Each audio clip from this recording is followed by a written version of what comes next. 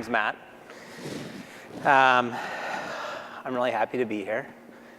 Thanks for listening to my talk. I thought it might be entertaining to share briefly about how I ended up here speaking to you.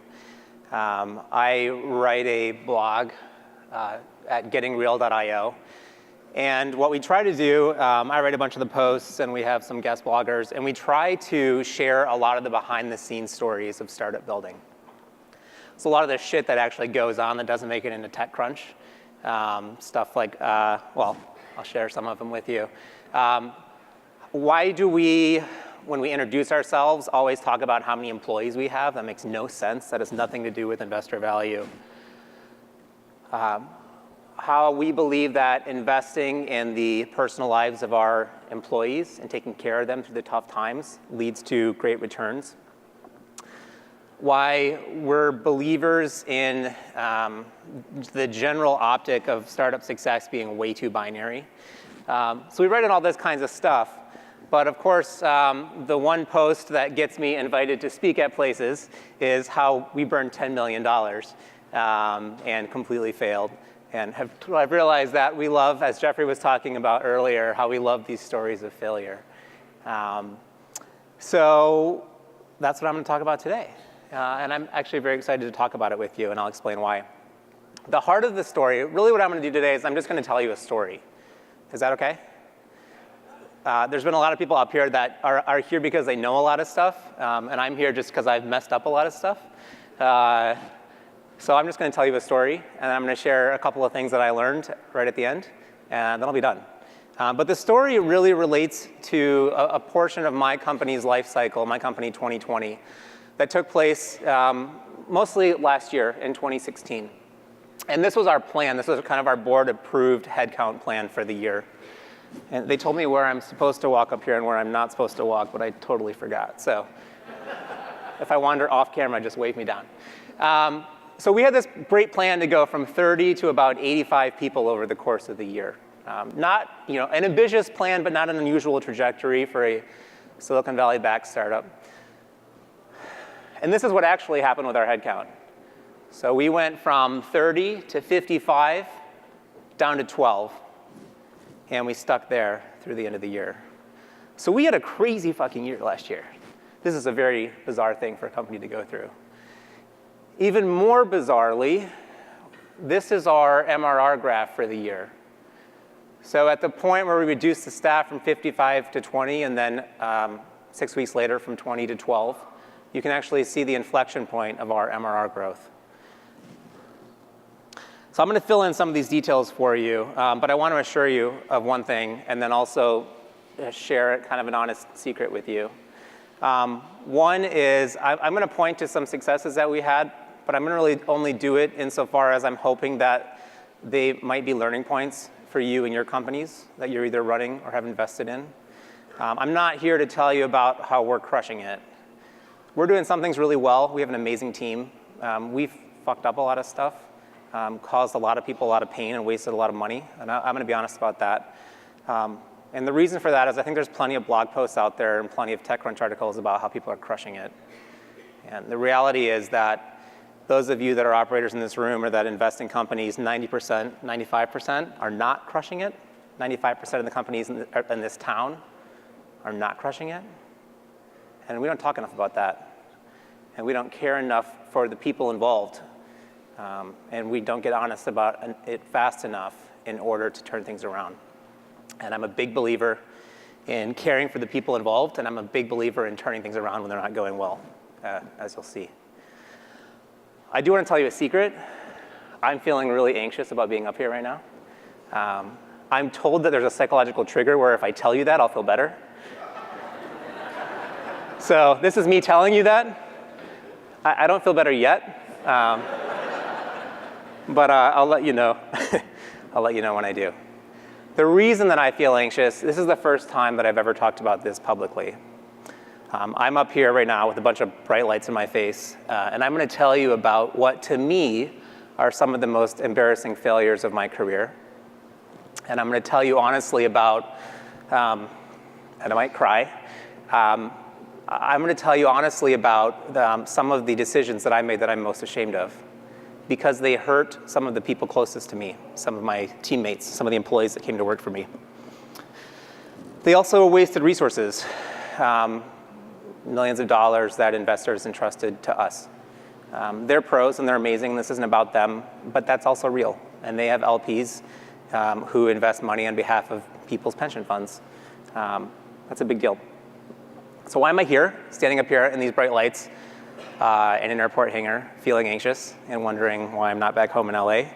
I'm here because I really believe that this stuff is important. I deeply believe that this town is, in fact, full of companies that are not killing it, full of companies that are not living up to their potential because there's not enough of a climate and environment here in Silicon Valley to be honest about this stuff, but there could be. And if we're willing to be honest about this stuff and talk about the hard stuff that we're going through, if we're willing to change the culture of Silicon Valley and startups and make it a place where we can share openly things like data, things like personal experiences, things like the human trauma of going through all of the ups and downs of building something from nothing, we'll be a better place. Our people will be healthier, our families will be healthier, our leaders will be healthier, and just from a pure economic perspective, more companies will succeed. So let me press ahead. I'm going to give you a little bit of context. It's going to feel like a 60-second advertisement for my company, but I bought a plane ticket to come here, so I'm going to advertise to you and also give you a little bit of context. So 2020 is a company that serves a lot of leading brands and agencies, a lot of the leading startups in this town are customers of 2020. What we do is we provide an authentic, real-world alternative to traditional stock photography. So if you need imagery for social media, content marketing, mobile advertising, we can give you content that will better align with your brand and drive much better performance across social media and advertising, leading to a better ROI. We built this because we were customers of stock photography and we were using services like this and realized that for most of today's emergent use cases, this was just kind of shitty and looked staged and didn't drive any kinds of performance. So we solved this by turning to mobile. So rather than sourcing from professional photographers doing these staged photo shoots, we source from people like you. People that got into photography because they got their first mobile device and are into capturing the world around them. We've built out a photographer base of 350,000 photographers all over the world that add content to our system. And the result is vibrant, authentic content that performs really well. So that's what we do. Let me give you some chronology here, and then I'm going to dive into the story that I promised you. And the story is going to focus mostly on last year and somewhat the year before, just kind of setting things up. But let me give you just a little bit of brief background. So let me rewind to about 4 years ago and tell you where we came from, because that's going to explain the mindset that we took into building this company. And I think it's a very pervasive mindset. And it's a mindset of tremendous pressure on growth, tremendous self-inflicted pressure to move fast and to outpace really reasonable expectations, but outpace what you see everyone else doing in TechCrunch. So we started in the photography space with a product that you may know called InstaCanvas. It was a very popular product. It grew from 0 to about $1 million in revenue in about 6 months. Kind of crazy early life of a product. What we would do is we would allow you to sell your Instagram photos as a variety of physical products. Cool concept. Consumers loved it. Had great early traction. Really flatlined after that, and we had a hard time growing it. What we had to show about a year and a half in, and having raised about 1.7 million or so, was we had this engaged photographer community, and we had captured the imaginations of people that were capturing photographs on mobile. And also having backgrounds in design and performance marketing, and knowing a little bit about stock photography, we had a thesis that we could take the photographer base that we had and the image catalog that we had and go after disrupting the stock photography space, companies like Getty, Shutterstock, Fotolia. And so with that end, we went out and raised a Series A. This was a different time. So we raised about 3 years ago. It was, I think June of 2014.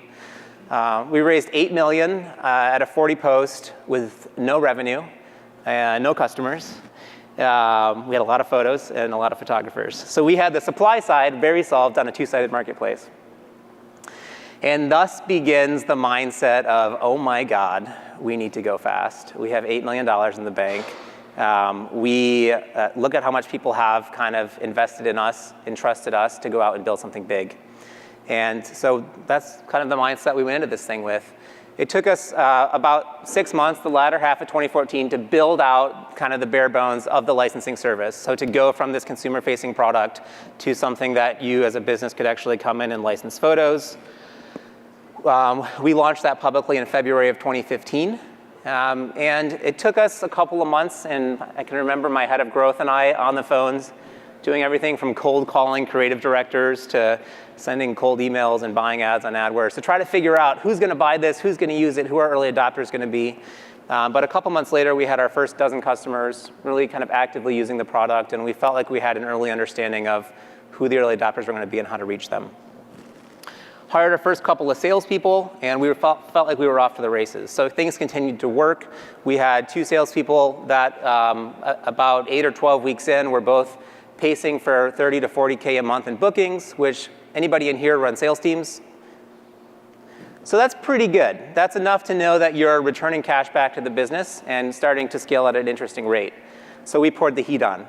And we scaled a sales team faster than most any sales-driven startup in the United States. We didn't know that at the time, but we did. And we grew that team from 2 to about 12 over the course of that next 6 months, and then from 12 to 35 the next 5 months after that. And that's a tremendous amount of scaling for a company that's coming from zero, right? So by Q1 of 2016, the company had grown to 55 people. 35 of those people were salespeople. So a company that had been product and engineering in its DNA early on, now all of a sudden you've got a company that's over 50% sales. And why? Why did we do this? Again, it goes back to that self-inflicted huge amount of pressure for growth. And we have amazing investors. We're very fortunate to have had at each funding stage a selection of people that were interested in being involved in the company. We have very patient investors, a very long-term view. I want to emphasize that this pressure for such rapid growth, it came from me, frankly, as the founding CEO. And it was self-inflicted by myself and by our team, not by our investors, counter to what a lot of people might assume. We did some crazy stuff. We hired a head of sales. So we had 6 salespeople in the fall of 2015, and we went through this big search to try to find a VP of sales that could support this crazy growth. We found a woman who was very qualified, awesome person, but she would only take the job if we opened an office in North Carolina. So we decided, let's open an office in North Carolina. We took that office from September to November, from 0 to 14 people, and then 12 weeks later, shut it down, realizing very quickly why people don't open second offices in their first year of building a sales team. Lots of cultural challenges with spreading things across 2 locations. By Q1 of 2016, however, we had continued to scale. We had our sales team in LA to 12 or 14 people. And we're growing very quickly. And we decided we're going to go out and fundraise. We're going to go out and raise our Series B. So we go out then, again, attempt to move fast, keep the company safe with more funding. And we, of course, for those of you that remember Q1 of 2016, go out to raise our Series B in what is one of the worst times to raise venture capital over the course of the last 5 years. And are struck with a very obvious signal that we're going to have a hard time raising that quarter. And it wasn't just the climate's fault. I mean, we were pretty early still. We were still under $1 million in revenue run rate, carrying around a pretty lofty Series A valuation, $40 million. So there were a lot of factors there that were kind of working against us. So we make a decision at the board level. Let's, our sales engine is growing so nicely and so profitably. Let's just go and get profitable on our own cash. And 4 weeks later, the sales engine itself starts to fall apart. And this is what happens. So all of a sudden, our burn goes from $250 a month to $650 a month. And this, I can tell you, as a CEO, is when you stop sleeping at night. So we wake up in April, and again, because we're so heavy on humans and because we're growing with the sales team, all of a sudden our burn falls through the floor when our bookings fall through the floor. And actually, before I jump to that, a couple of quick lessons learned here on things that wish we'd done differently as we were going through that scaling phase. So one, we were over-reliant on a couple of marketing channels and massively over-invested in sales leadership and sales processes. So when you're doing what we tried to do, when you're going from a dozen salespeople to 35 in the course of a quarter and trying to implement Salesforce and all kinds of other stuff, the idea of slowing down to really lay the foundation for that is big. So we got to a point in June, we're continuing to burn 500 to 600K a month, and it becomes very obvious that we're not going to be able to turn this thing around fast enough. We have 55 people.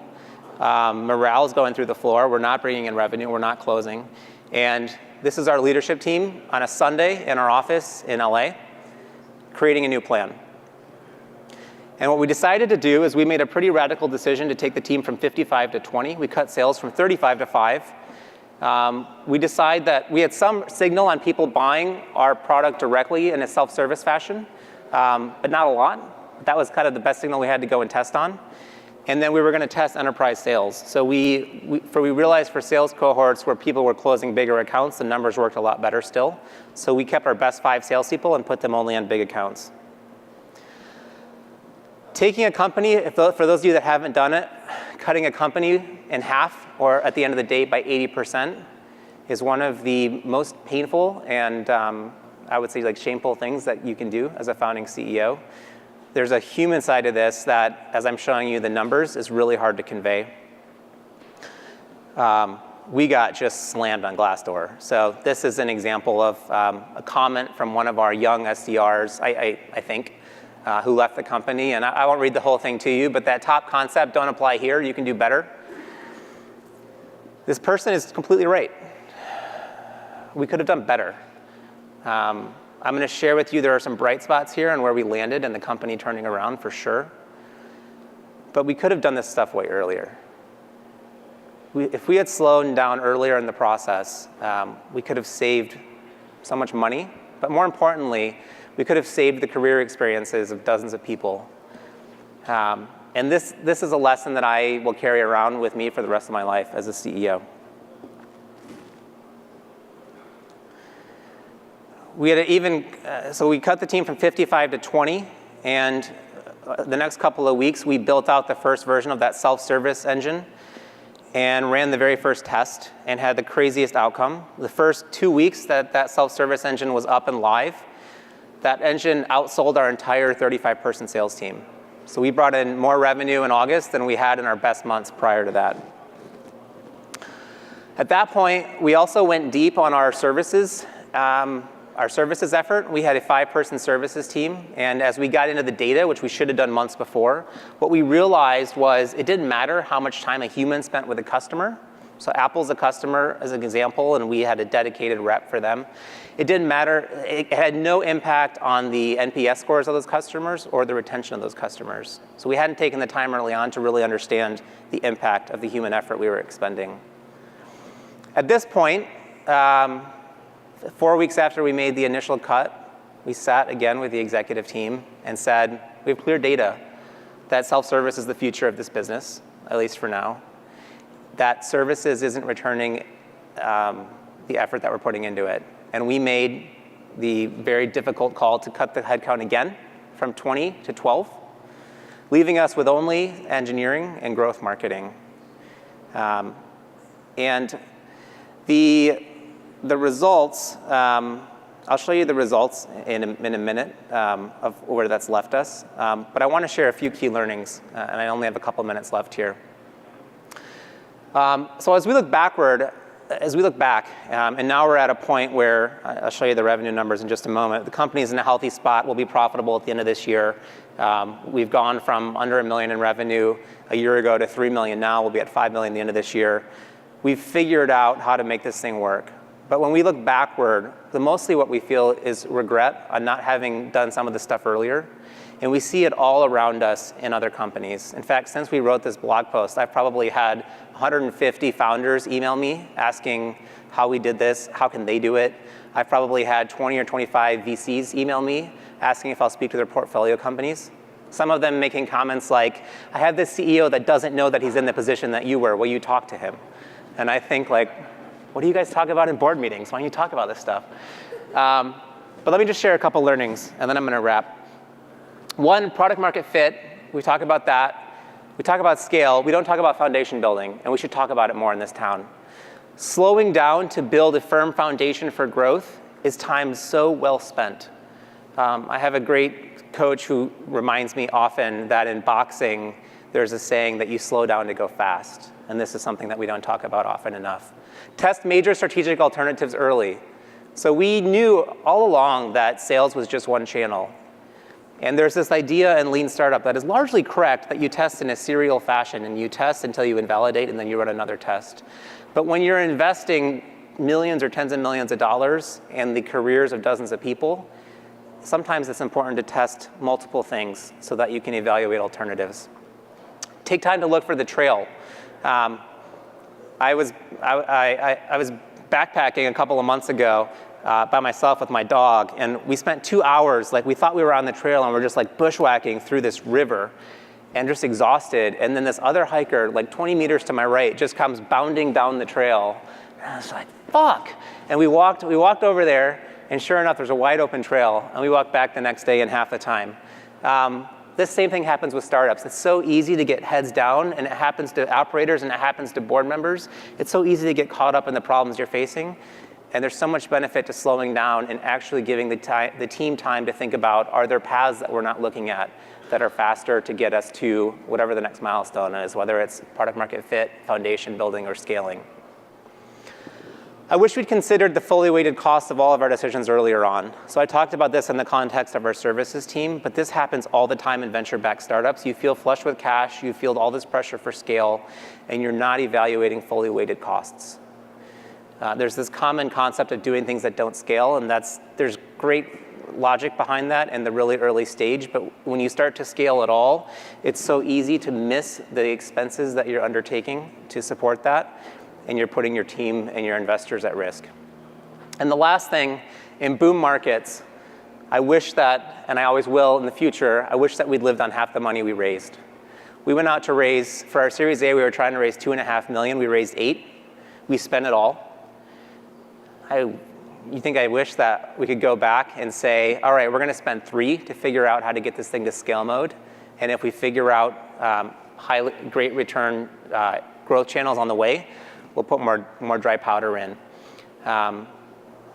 When I can remember going through these rounds of financing and hearing these stories of founders who had gone through this before and thinking we're not going to be a cautionary tale.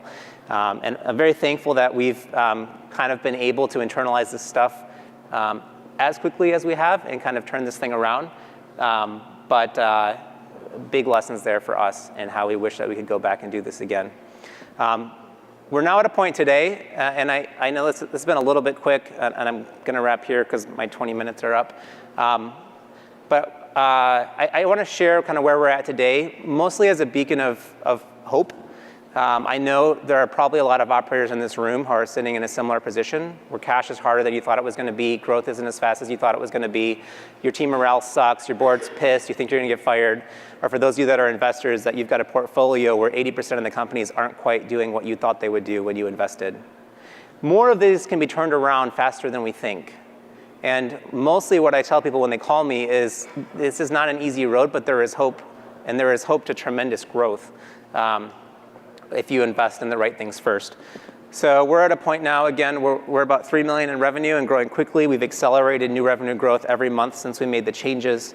I share this, again, because there's a path to turning this stuff around. We're still 12 people, same team that we were in August when we went through all of these changes. For those of you that are sitting there thinking like, great, this is one-off story, but my company feels a lot more fucked than this, we actually wrote a post just for you. And the reason that we wrote this was because when we wrote the first post, and of course it was like my worst nightmare. It was my first post about like my biggest failures in life, and it was the one thing that went super viral, and like everyone in Silicon Valley read it and tweeted it. But then the good thing was that we got these hundreds of replies of people that were going through similar things, and they wanted the details. How did you turn the team around? How did you think about the testing infrastructure? And on and on. So we've actually done a series of posts, and this was the first one, that actually gets into some of the grit of how we made these changes. And I believe that a lot of it, it's not perfectly applicable to every situation, but there are a lot of shared things that do relate to how you get teams of humans to turn around and stick together and do the hard work. This is my personal email. I love talking about this stuff.